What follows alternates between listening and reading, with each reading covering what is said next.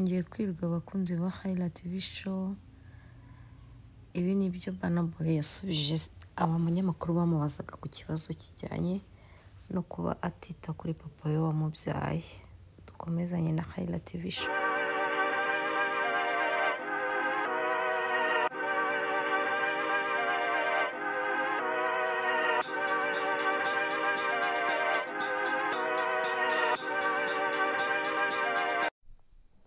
Muraho neza abakunzi ba Khaila TV show, banje kubasuhuza mbifuriza amahoro n'umugisha biva kwa Nyagasani.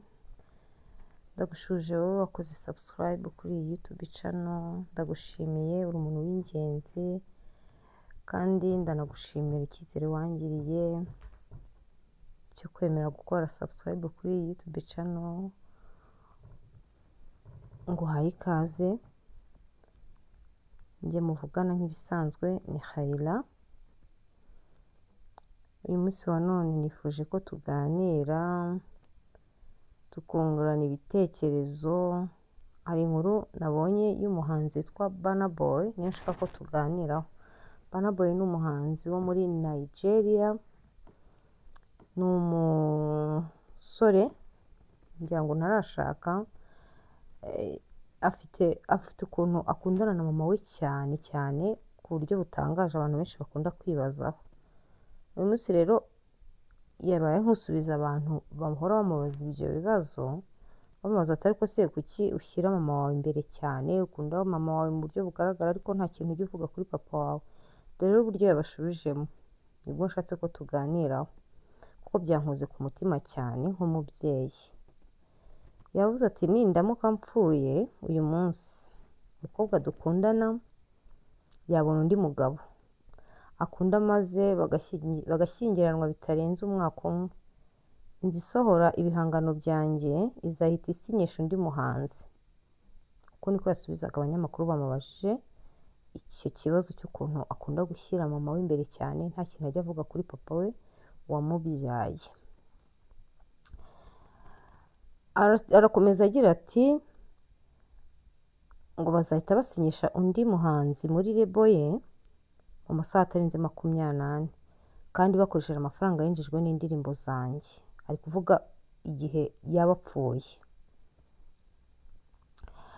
Arongera aravuga ati ngo amafaranga yinjijwe n'indirimbo zanjye mu kwamamaza uwo muhanzi baba bahita basinyisha ako kanya we akimara gupfa. Ngo abantu nita inshuti zanjye uyu munsi bazabona undi nshuti nshya, bishime kandi bishake b'ibyishimo kandi babibone ntahari.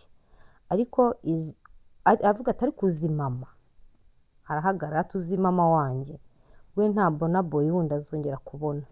Niyo mpamvu muha byose mu gihe nkiriho kuko nzi ko ari njye wenyine afite, ndi umuhungu we wenyine, si uko ari we mwana yabyaye wenyine. Aravuga ko nyine yihariye kuri mama we ari we Burna Boy umwana we nyine. Akomeza avuga ati umuhanzi yakomeje avuga ati ntimukambaze kuri data kuko urukundo yanze guha mama ubu ni njye uri kurumuha. Abana bakurana ibikomere, urumva ko yakuranye igikomere kivuga ko mama we yabuze urukundo atahawe na se. Uyu muhanzi akomeza avuga agira ati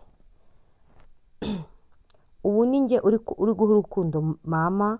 Data yagiye mu gihe mama yari akeneye ibyishimo, adusiga dukennye tutazi uko miliyoni isa, none ubu dutunze amamiliyoni n'amamiliyari.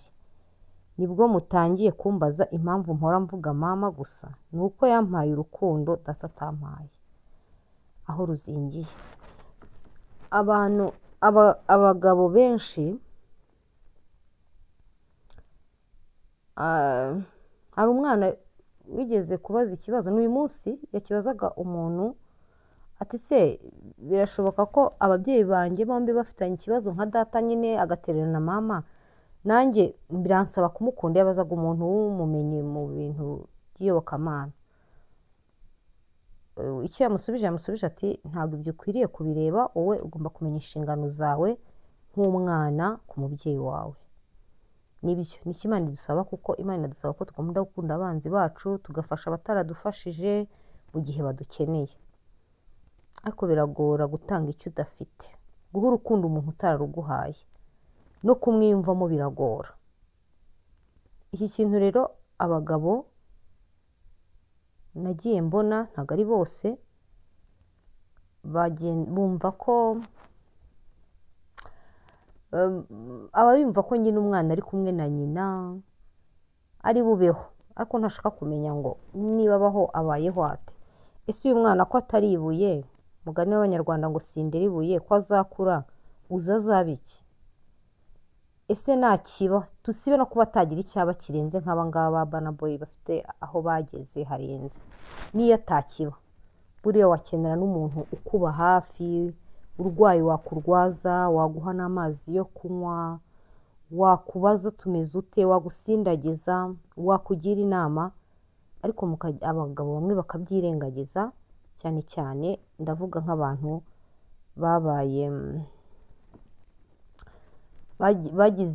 babyaye inda zitateganyijwe bakabyarana n'abakobwa. Abakobwa nibo babandi bitwa ba single mother, akabana n'umwana we akavunika, umugabo ari aho ngaho rwose yumva azakura, kandi yakura yamara kugera igihe cy'ubukuru agahita abona ko ari umwana, akumva nyine haba ari umwana mwiza koko, akamwitaho nk'umubyeyi. Hakora abandi bana ibyo ngibyo akubwira ati niba ataramenye ngewe nta bwenge mfite, ndi igitambambuga, gerashaka ngo mumenye we n'umuntu mukuru azirwaneho. Kandi nk'umubyeyi birakubabaza kuba wabona umwana amaraso yawe nta kintu akumariye, simbyite mu kamaro k'amafaranga, atakwitayeho, birababaza.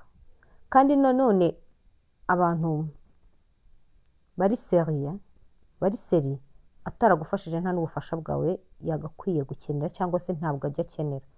Njyewe nigeze kubona umuntu umwe hano mu Rwanda, uriya mu DJ yitwa Toxic I think, ntabwo mbizi neza, ndisaze ntabwo banzi kuvuga amazina yabo neza, avuga ukuntu nyine yamenyanye na papa we bitinze, ariko se aramubwira ati turamenyanye ariko ntacyo nkubaza, nawe ntacyo mbaza, bitewe n'uko ntabwo nigeze nkurera. Abo ni abazungu bamwe na bamwe abenshi, ntabwo agira icyo abaza umwana atigeze akemarira. Kandi koko ni nko gusaba uwo wimenya. Mwagiye mwihangana niba byanabaye mu bushobozi bwawe, ukagerageza ikintu ugaragara, nta kintu bitwaye n'umwana utabyaye wamurera. Ampulisi noneho tureke umwana wibyariye, kuki dukeya ukamuba hafi, ntugende ngo wigire nk'umuntu udatekereza, cyangwa utekereze ngo aha uwo mwana ari nawe warahabaye wari muto, hari abantu bagufashije kugira uhagere aribo babyeyi bawe. Nawe nk'umuntu w'umugabo hari icyo ugomba gukora, niyo utakora ibya mirenge ariko ukagaragaza uruhare rwawe nawe nk'umubyeyi. Aka kantu rero kankoze ku mutima. Ngewe ku ruhande rwanjye ntacyo murenganyaho, uyu musore niba atamuvuga aramaze, kuko nawe ntabwo yigeze amuvuga mu gihe yaramukeneye, nta n'icyo yigeze amumarira, yarabataye nyine. Ako n'uwabishobora ku mutima we mwiza agaha uwamwimye.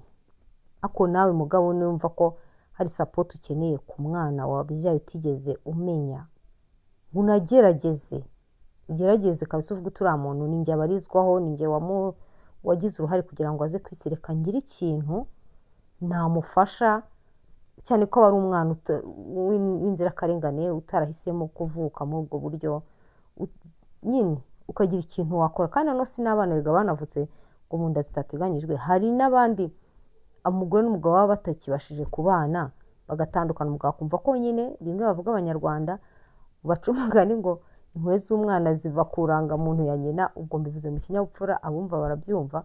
Ntabwo umwana yagakwiye ko impuhwe ze zigaragarira ku mpuhwe za mama, ku irangamuntu ya mama we. Impuhwe z'umwana wagakwiye kuzigira nk'umupapa,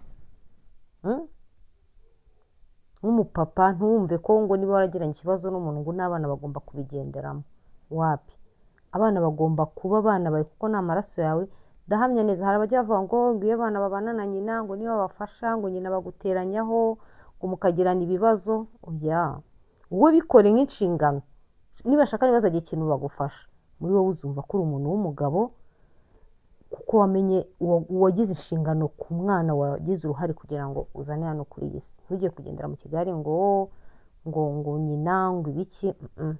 So nako kantu nashaka ko tubiganiraho, nawe utubwire uko ubyumva muri comment hasi, mukore ko like, share, kandi abashimira mwe mwakoze subscribe n'abakora comment n'ama like. Imana ibampere umugisha.